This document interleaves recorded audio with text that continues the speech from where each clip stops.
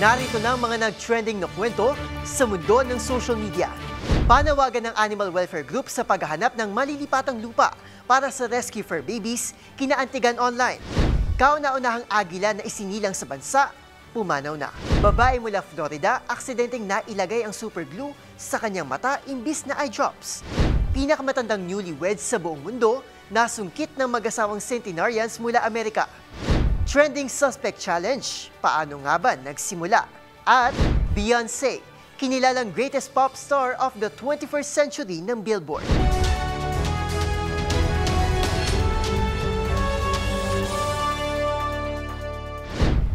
Sure akong ang lahat ng kwento o viral video ay hindi umaabot sa wall mo. At mga trending na hindi mo akalain na yun pala ang totoong kwento. Kasama mga follow-up na ginawa namin sa mga post na humahakot ng mataas na views, comments, and shares. Kasama ang buong grupo ng TNVS. Trending and Viral Show ang kukumpleto ng buong kwento. Sa ngalan ni Angelica Cosme, ako po si Arnold Herrera. At ito ang TNVS. Trending and Viral Show. Una sa Pilipinas, una sa Pilipino.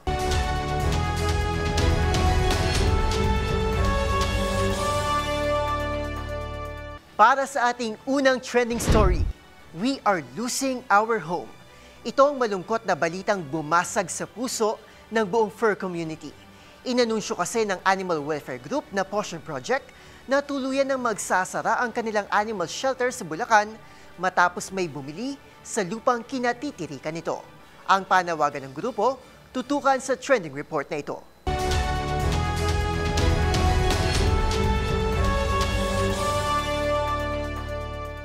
Pansamantalang naantala ang rescue operations ng Animal Welfare Group na Passion Project matapos nilang i-anunsyo ang pagsasara ng kanilang animal shelters sa Bulacan.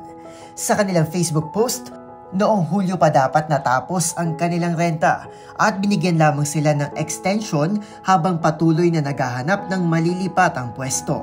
Ayon sa grupo, hanggang sa katapusan ng 2024 na lang sila papayagang manatili dahil may mga prospective buyers na ang lupang kinatitirikan ng kanilang shelter. Balak daw ng grupo na gamitin ang pondong naipon nila mula sa iba't ibang proyekto nila noon, tulad ng virtual run, 11-day bazaar at maging ang pinakahuli nilang Pochella event. Umaasa sila na makahanap ng permanente o kahit pansamantalang espasyo man lang para sa nasa 450 rescue fur babies kung saan may covered area para matiyak ang kaligtasan ng mga aso at pusa sa anumang pagbabago ng panahon. Pag-amin pa ng pamunuan ng organisasyon, kahit gustuhin man nila, ay hindi nila mabili ang lupa dahil hindi ito kakayanin ng kanilang pondo. Agad namang binahan ng mga mensahe ng pag-aalala ang comment section. Sabi ng netizen na ito, sana raw ay makatsyempo ito sa loto at nang siya mismo ang bumili ng lupa para sa mga apektadong fur babies. Pagbabahagi pa ng isang netizen, nangyari na rin daw ito sa isa pang animal welfare group sa Bulacan. Pero sa kabutihang palad ay nakahanap sila ng mas maganda at mas malaking espasyo at sana raw ay makahanap din ng portion ng bago nitong magiging tahanan. Nag-alok pa nga ang isang concerned netizen na ito na mag-adopt ng rescue fur baby mula sa organisasyon. Habang isang farm naman ang nagmagandang loob na ialok ang kanilang espasyo para sa mga rescue. Para sa DZRH TV, ito si Arnold Herrera. Una sa Pilipinas, una sa Pilipino.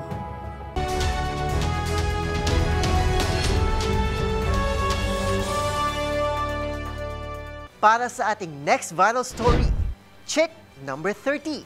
Kamakailan lang ay nagdiwang ang buong bansa sa pagkasilang ng kauna-unahang agila sa bansa na tinawag na check number 30. Ngunit, ang buhay ng munting agila, hindi rin nagtagal matapos i-anunsyo ng National Bird Breeding Sanctuary matapos ang 17 araw sa Davao City na ang agila ay pumanaw na.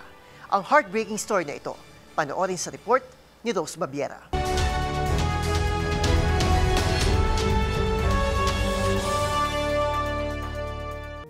Kasabay ng pagdiriwang ng World Wildlife Conservation Day ay isang malungkot na balita naman ang ipinabatid ng Philippine Eagle Foundation.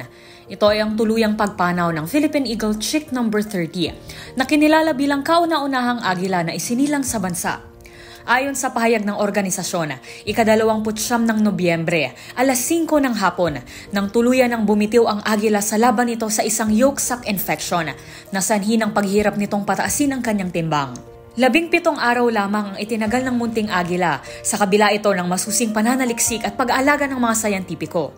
Patunay lamang kung gaano kaselan ang pagpapalaki at pagbuhay sa mga gaya ni Chick No. 30 at gaano ka-vulnerable ang mga endangered species na ito. Gayunpaman, sa halos 3 linggong ito, marami ang napasaya ng agila, lalo na sa Chick 30 Daily na isang series of updates kung saan ibinabahagi ang growth ng agila araw-araw.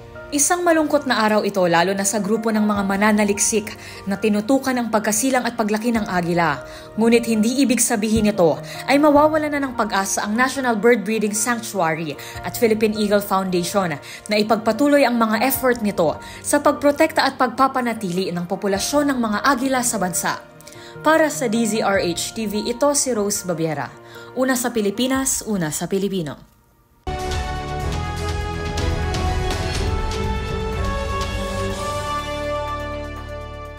At sa ating next trending story, maling akala. Nakakatakot na karanasan ang ibinahagi ng babaeng ito mula Florida, USA.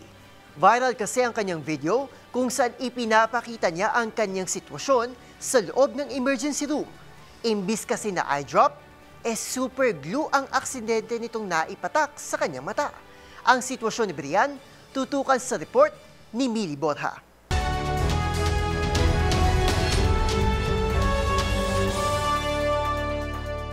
Tila biktima ng maling akala ang babaeng ito mula Florida, USA matapos aksidenteng maipatak ang super glue sa kanyang mata dahil sa pag-aakalang isa itong eye drop. Siya ay kinilala bilang si Brian Shipley, ang babaeng nagbahagi ng kanyang karanasan sa TikTok habang nasa loob ng emergency room. Pero paano nga ba ito nangyari?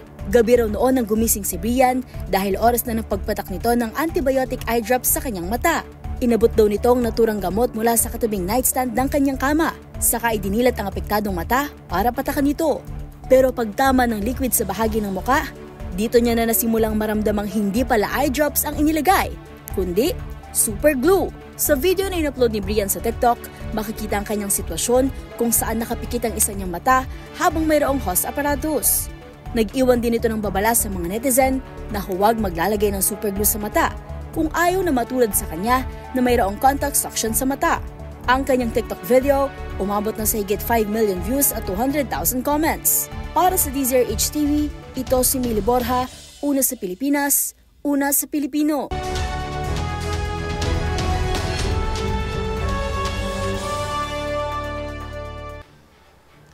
Sa ating record-breaking story, wedding at 100. Wala nga naman talagang pinipiling edad pagdating sa pag-ibig. At pinatunayan yan ng newlyweds na ito mula Amerika matapos selyuhan ang kanilang 9 na taong relasyon. Ang mag-asawang centenarians kasi may pinagsamang edad lang naman na 202. Dahilan para maitala sila bilang oldest couple to get married sa buong mundo. Kung paano nga ba nagsimula ang love story ni na Lola Marjorie at Lolo Bernie, alamin sa report ni James Galange.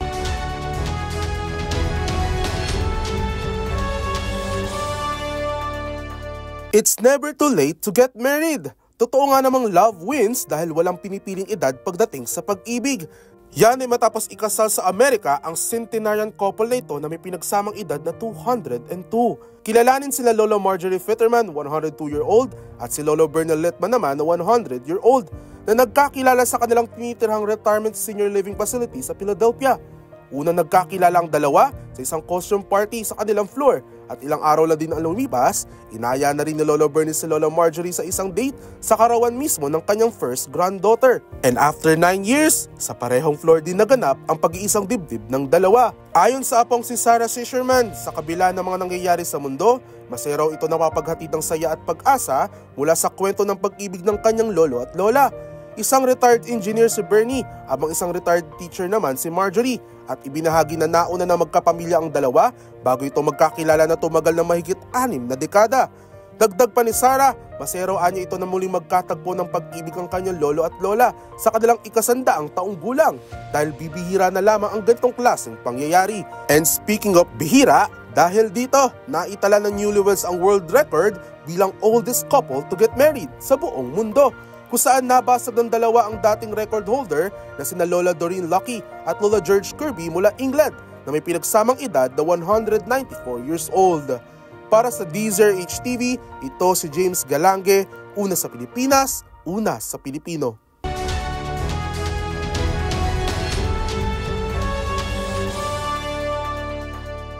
At sa ating next trending story, Suspect? Maraming netizens ang kumasa sa nauusong Suspect Challenge, mapa Facebook man o TikTok. Ang siste kasi rito ay pagsasabi ng something guilty ang isang tao habang tumatakbo ito na parang hinahabol ng mga pulis. Ang hashtag Real Talk Challenge agad na naghatid ng katuwaan sa netizens, mapa-couple man, barkada, matanda at maging celebrities. Pero paano nga ba ito nagsimula? Alamin sa trending report ni Rovic Manuel.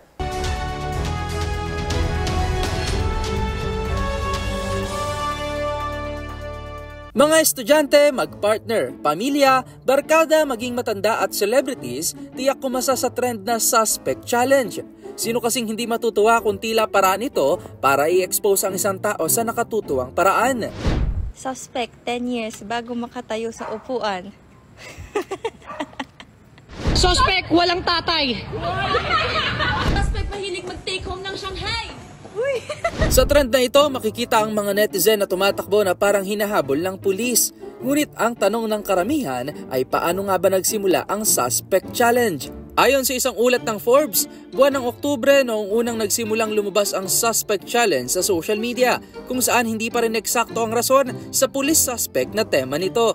Batay naman sa isang media outlet na Know Your Meme, ina-attribute ang unang video ng Suspect Challenge sa deleted video ng may username na Lauren Case, kung saan nagawa pa itong ma-remix ng isa pang account. Suspect looks like Uncle Fester. Suspect can't leave the house without 10 pounds of makeup. I don't even have makeup on. Suspect lost his hair faster than he runs. Dagdag pa ng Forbes, tila spin-off ito ng We Are Of Course trend noong 2023, kung saan dinedescribe nila ang kanilang mga sarili na may halong katuwa-tuwang konotasyon. Para sa DZRH TV, ito si Rovic Manuel, una sa Pilipinas, una sa Pilipino.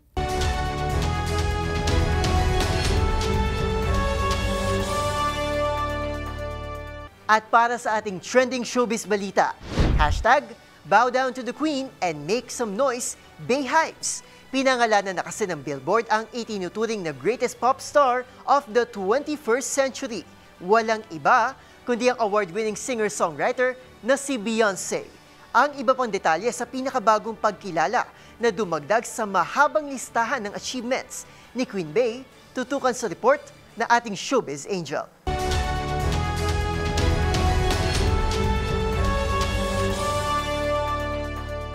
Kinilalang greatest pop star of the 21st century ng Billboard ang American singer-songwriter na si Beyonce.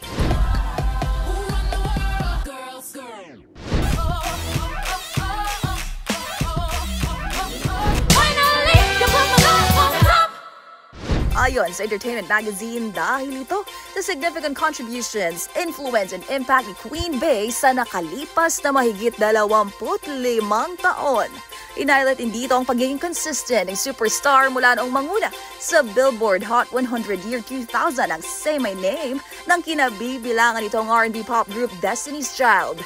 Hanggang sa nirelease nito earlier this year na Texas Hold'em na nag-number 1 din sa music chart. Magulita na kamakailan lang, hawak na rin ng Cowboy Carter hitmaker ang titulo bilang most nominated artist sa kasaysayan ng prestigyosong Grammy Awards with a total of 99 nominations. Buwan ng August nang magsimulang maglabas ng listahan ng greatest pop stars of the 21st century ang Billboard. At pumangalawa kay Beyonce, si Taylor Swift. Number 3 si Rihanna, pang-apat ng rapper na si Drake at nasa 5th spot naman si Mother Monster, Lady Gaga. Para sa DZRH TV, ito po ang Showbiz Angel, una sa Pilipinas, una sa Pilipino.